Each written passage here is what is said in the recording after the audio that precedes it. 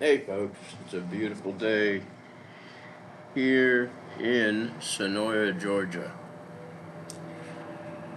Around 75, 77 degrees in the sun, but it feels pretty nice right here. I wanted to come and just share a couple of pieces from my book, Recording My Life in 2015. I think it is on, I can't remember exactly right now what platform I have it on. I'm sorry. It's been a while. With everything that our country is in and going through right now, and how things have become so separated and chaotic, where seemingly nobody knows what a man or woman is anymore. They have no clue about gender, so they create as many as possible to confuse and create chaos. We have gatherings rather than assemblies, and instead of putting back together the body, we keep them separated and keep ourselves separated for that matter. So I just have some questions I want us to think about, and they're in what I've written, so I just wanted to share it with you. For one nation, for us all.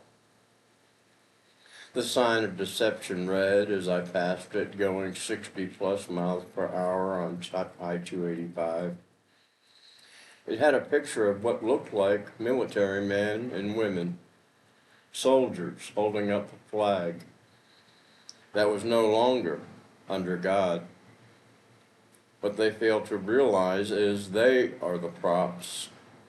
The flag is the symbol, but the stake they hold on to, and on which the flag now hangs, is the very stake of execution, where a man held on to peoples of nations whose nation will be soon under his government, the government of the love of God. We will not be one world under a man, but one nation under God and his Christ, covering the people who choose him with a banner, a flag, if you will, of truth, of grace, of justice, and of love. I wrote that, goodness, 10 years ago, almost to the day.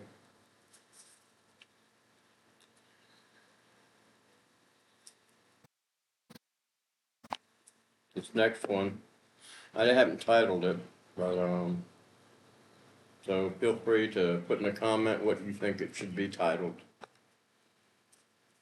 what you would title it, and any inspiration you may get from it, scripture or whatever.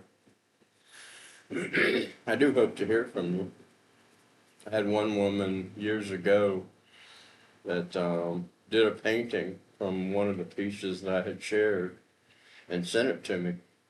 And that was awesome. She's from Germany. Never have met her yet. I may never meet her. I don't know. But I may share that painting at some point. Some things I don't understand. How can we ask justice to leave our schools, but still call out for justice? I heard the greatest man who ever lived say, "The poor you will always have with you, but we expect everyone to not be."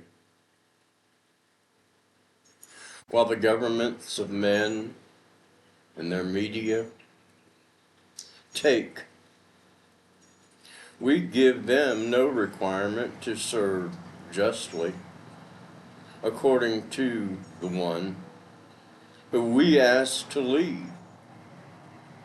No public outcry for that one to be remembered, to be endeared with a headline, to be memorialized, although he was a thief on my cross, stealing my sin and judgment.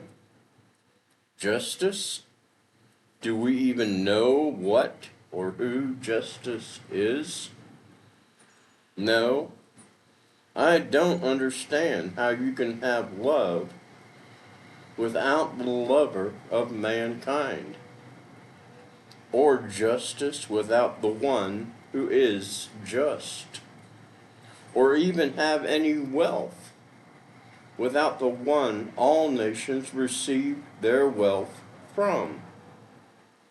And perhaps then we are the poor who do not consider the one, and perhaps poor and wealth are not opposites, but rather mental, emotional, and spiritual possessions. After accepting justice, love, and understanding, forgiveness to the poor, humility to the wealthy, and salvation to whosoever will accept and live for the one, the only, Jesus Christ. God bless y'all. Have a great day.